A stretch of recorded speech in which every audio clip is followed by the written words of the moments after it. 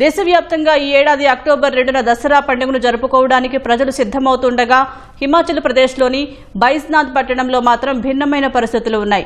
దసరా వేడుకలతో పాటు రావణ దహనం వంటి కార్యక్రమాలకు ఆ పట్టణం ఎప్పుడూ దూరంగా ఉంటుంది.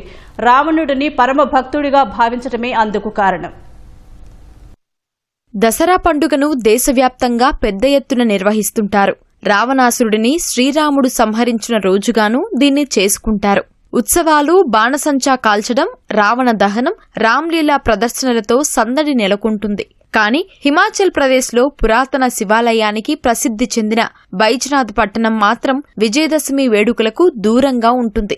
ఈ ప్రాంతంలోనే రావణాసురుడు శివుని కోసం తపస్సు చేసినట్లుగా ఇక్కడి ప్రజలు భావిస్తారు. అందుకే బైజ్నాథ్లో రావణుడిని రాక్షసుడిగా కాకుండా శివుడి భక్తుడిగా చూస్తారని స్థానిక పూజారి ఒకరు చెప్పారు.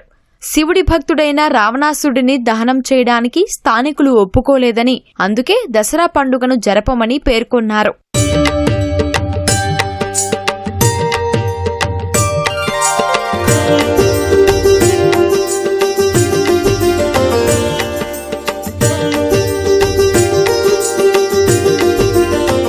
బైజ్నాథ్లో దసరా జరుపుకోవడానికి ప్రయత్నించినప్పుడు దురదృష్టకరమైన ఘటన జరిగిందని స్థానికులు మరో విధంగా చెప్పుకొచ్చారు.